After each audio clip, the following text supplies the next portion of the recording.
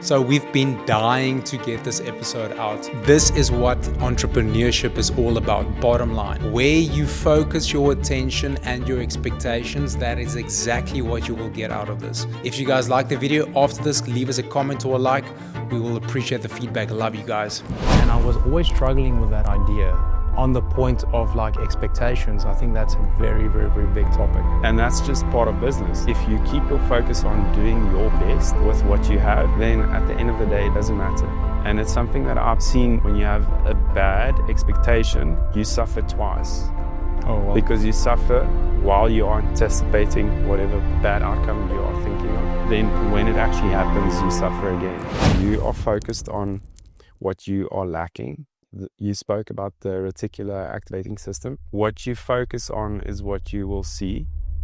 We all know about the typical bias when you think about red cars, then you only see red cars on the road everywhere.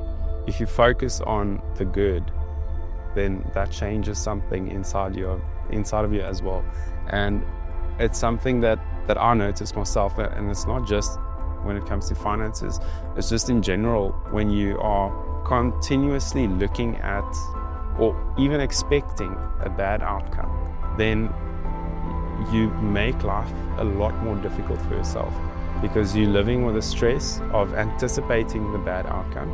Joseph Prince actually speaks about this. When you have a bad expectation, you suffer twice. Oh, wow. Because you suffer while you are anticipating the thing, whatever bad outcome you are thinking of. And then when it actually happens, you suffer again. Where if you had a positive mindset, just kept your focus on the good, then if something bad happens, you suffer once. And it's not to say that only good things will happen if you think about good things. I don't believe it's that simple. But if you think about the good, you keep your focus on the good, and a good thing happens, then you don't suffer at all. And it's something that I've seen personally quite often, that I have expectations of things going wrong, or even relationships not working out. And I don't mean personal relationships, specifically business relationships even, where sometimes it feels like someone won't be happy with me, or they'll be unimpressed by something I did, or anything like that. And then when I am confronted with a person, then I see, oh wait, no, this was all in my head. They actually are very appreciative, and they have a very high esteem of whatever we are working on together. And I'm not saying that that's the standard for everything. Like, obviously, sometimes you will disappoint clients, you will disappoint people in relationships. But by focusing on the potential negative outcome, I put myself mentally in a place where I think things aren't going well. And I live with that. And it's a weight that you carry. It's all for nothing. Because if you just focus on the good, then you don't need to carry that weight. And if something is going wrong, if there is something that's bad, then focus on how to overcome it. How can you improve it? But don't get sucked into it. Don't let it consume you. Yeah. And the original question was regarding finances. And I think when you are so focused on, let's say, for example, you have a fear of losing clients and the financial implications, obviously, that come with that.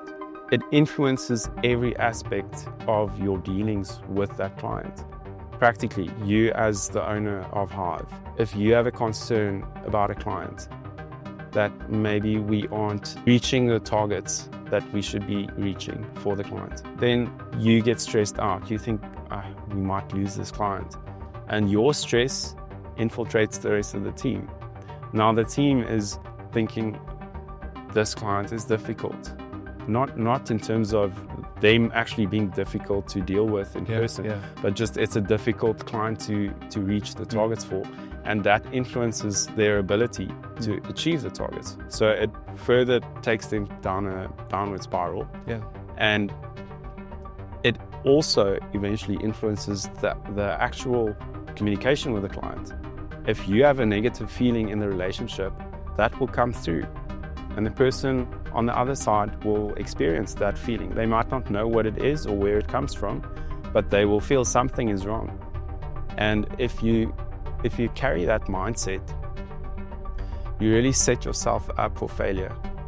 Whereas if you just focus on the facts and the reality, and you just do your part, then it doesn't really matter. Like, you will lose a client.